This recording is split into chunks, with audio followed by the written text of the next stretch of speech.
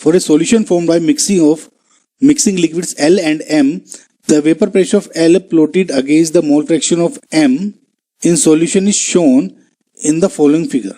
Here XL and XM represents mole fraction of L and M respectively in the solution. Correct statement is. अब देखिए guys option को पढ़िए आप. अब मैं देखिए गाइस मैंने जो आपको बताया था कि जो इस सॉल्यूशन चैप्टर में जो ग्राफ्स हैं 2-3 वो इंपॉर्टेंट क्यों है. देखिए आप उसमें डायरेक्ट उसी ग्राफ पे क्वेश्चन पूछ लिया गया. राइट. अब देखिए ये एक स्ट्रेट लाइन खींच लीजिए. इससे आपको कुछ समझ में आ रहा है? नहीं आ रहा है तो मैं आपको एक बात बताता हूँ. देखिए सॉल्यूशन में हम बेसिकली 2 टाइप के सॉल्यूशन देखते हैं. एक तो आइडियल सॉल्यूशन और एक होता है नॉन आइडियल. Right guys. जब आप सॉल्यूशन और आप इन सबको देखते हैं ना तो वेपर प्रेशर और मोल फ्रैक्शन का ग्राफ आपने पढ़ा होगा.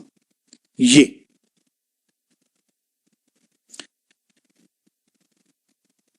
राइट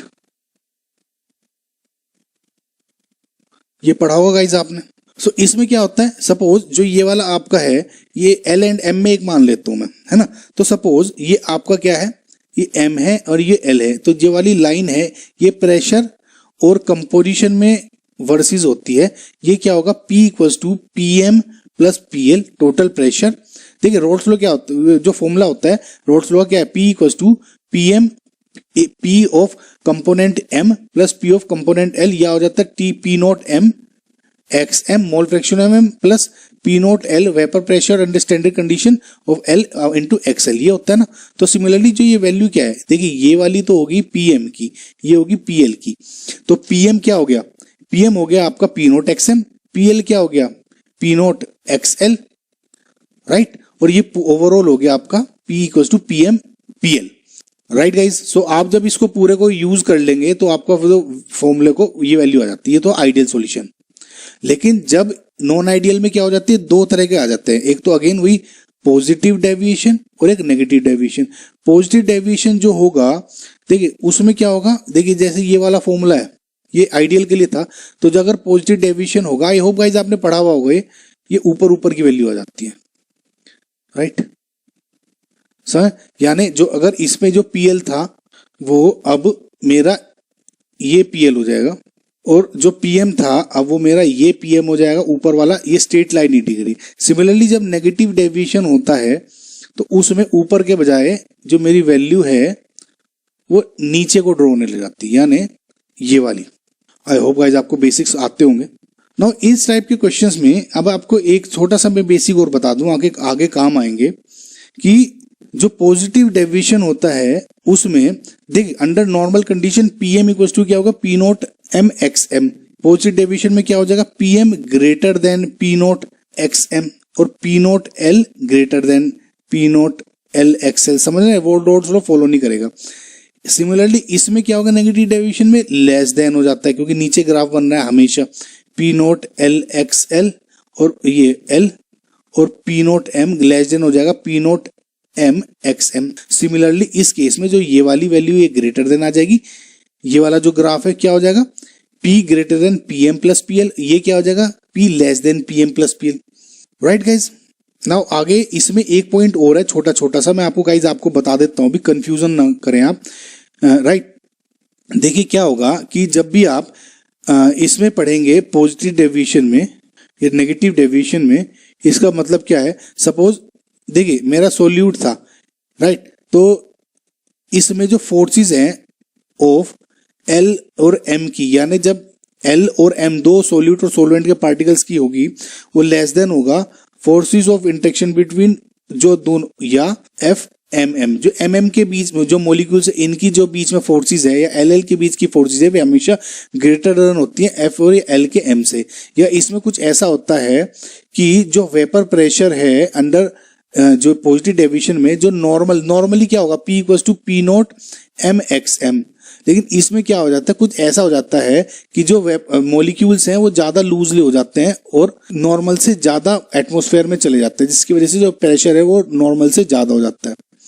अभी आगे क्वेश्चन देखेंगे इसमें आपको और क्लियर हो जाएगा. सिमिलरली इसमें उल्टा हो जाता है कि FL के बीच के जो M है वो लेस देन होता है FLL या FMM.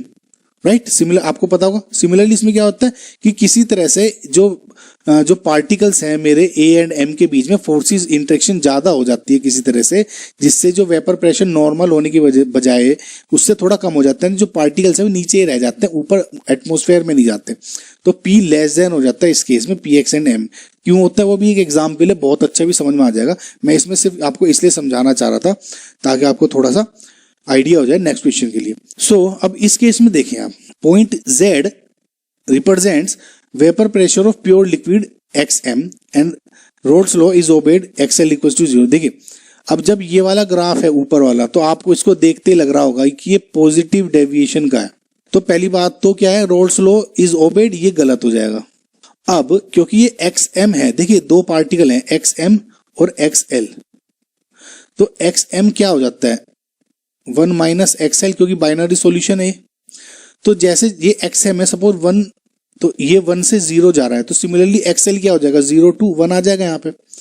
समझ में आ रहा है ना आपको गाइस। जैसे जैसे मेरा M डिक्रीज होगा तो XL इंक्रीज होता रहेगा, मैथमेटिकल है, सिंपल। तो अगर मेरा Z पॉइंट पे XM क्या है 0 है, राइट, तो प्योर लिक्विड M तो नहीं होगा, प्योर लिक्विड L हो जाएगा। तो ये भी गलत हो गया। तो जो प्योर लिक्विड M वाले हैं ये काट दो कि the point Z represents vapour pressure of pure liquid M, नहीं या L होता तो करेक्ट हो जाता। तो ये भी गलत हो गया, ये भी गलत हो गया। अब इस पे देखिए, अट्रैक्टिव फोर्सेस बिटवीन LL, देखिए पॉजिटिव डेविएशन शो कर रहा है। In pure liquid L and M are stronger than those of LM and when mixed in solution. मैंने आपको बता दिया राइट कि ये ट्रू है, LL की फोर्सेस पॉजिटिव डेविएशन में ज्यादा होती है। समझ में आया ना गाइस। देखिए दो पार्टिकल्स हैं, ये वाले राइट और एक ये वाले, इनकी फोर्सेस जो अट्रैक्शन है, ये सपोज ये क्या है L है और ये M है, L एंड M कि जो L के बीच का जो अट्रैक्शन है, ये M के बीच का अट्रैक्शन है, वो L और M के बीच से ज्यादा है। समझ में आ रहा है आपको क्या कहना चाह रहे हैं, ये कहना चाह रहे हैं।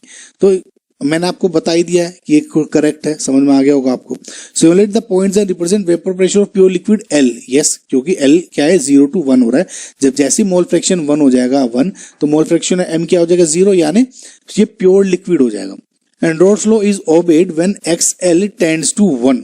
जैसे यहाँ पे L की वैल्यू, यहाँ Z की वैल्यू 1 हो जाएगी, तो उसमें क्या हो जाएगा, देखिए P इक्वल्स टू होता है P note L XL plus P note M XM।